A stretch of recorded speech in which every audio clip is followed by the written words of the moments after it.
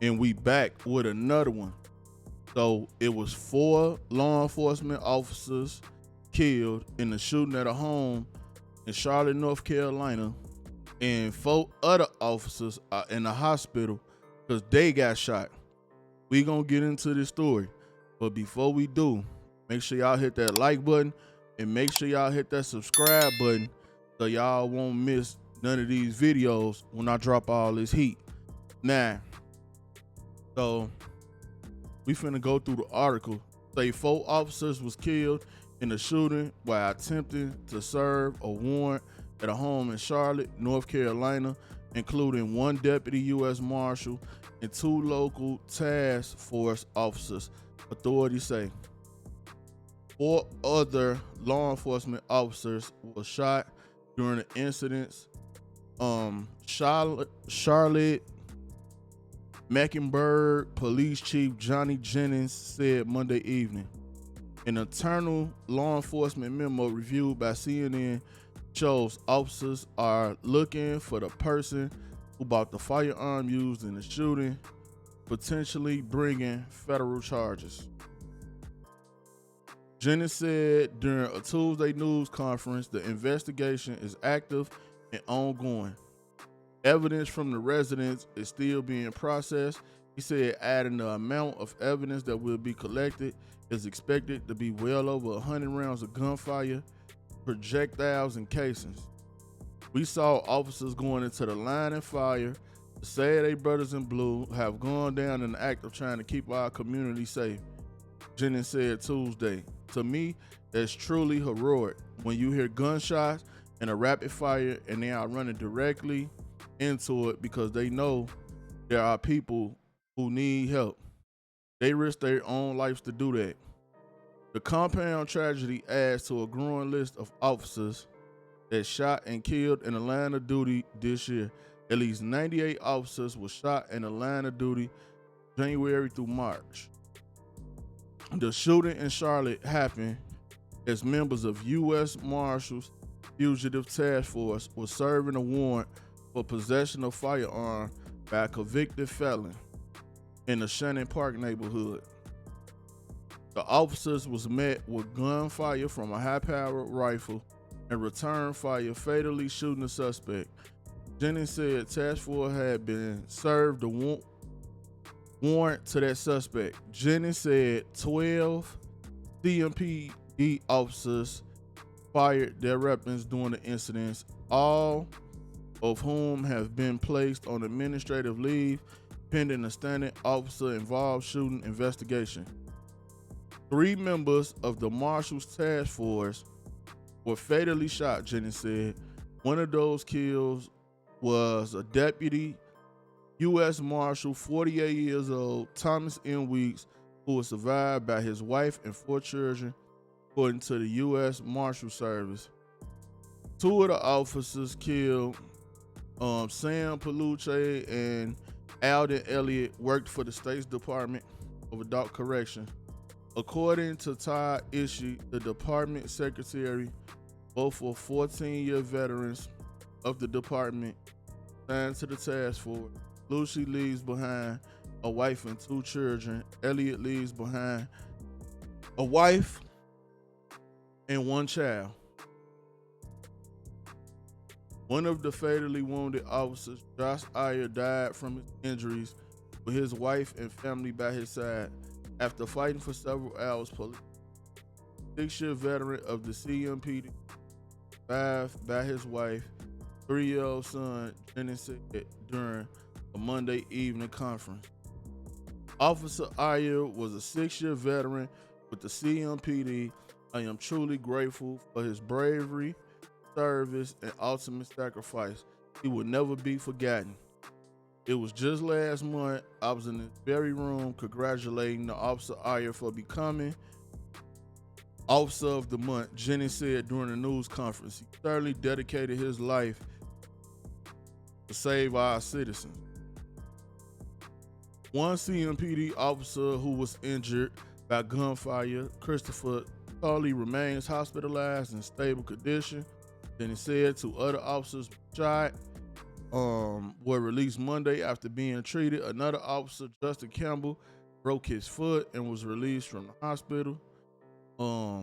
Two firearms recovered from the residence, police say. Now this the dude that did it, Terry Clark Hughes Jr. They serving him, trying to get him the warrant for the weapons charge, but he went ballistic. He was wanted for possession of a firearm by a felon and 2 counts of felony to flee, elude out of Lincoln County, North Carolina, police said. The internal law enforcement memo gives a detailed outline Monday's shooting. So basically, I'm still trying to figure out how this one guy right here was able to kill 4 officers. Then he shot 4 officers too. Like he was just going on a rampage. And I thought usually like when they go to serve the warrants, I thought they be having like they guns out or like they guns on them, but I don't know what happened. In this they supposed to be vest up or something. I'm pretty sure they was though, but it's crazy. As law enforcement again set up a perimeter around the residence, the memo said use open fire with what was likely a AR-15 style rifle from the 2nd story window, striking officers. Oh, so they went to the door and then he just started dumping out the window. That's how they got hit. Used it, then jumped out the 2nd story window onto an awning. Officer shot and killed Hughes, the memo said. The AR-15, a 40 caliber handgun, along with additional magazine, but he was ready for war. Police initially believed there might have been another suspect shooting from the inside of the residence, but Jennings told CNN it's likely Hughes was moving through different parts. Hold on, man. He was at the window. He was on the outside. He was firing from the inside. That's crazy. A woman and a 17-year-old girl were brought outside the home after police secured the scene. Jennings added they were taken to the Charlotte Law Enforcement Center to be interviewed by detectives, police said. And this showing the house. Man, what happened to this house? It looked like a hurricane hit this house. Yeah, it's crazy. This the crime scene, but that house looked terrible. It said, we are very early in the investigation, Jennings said Monday.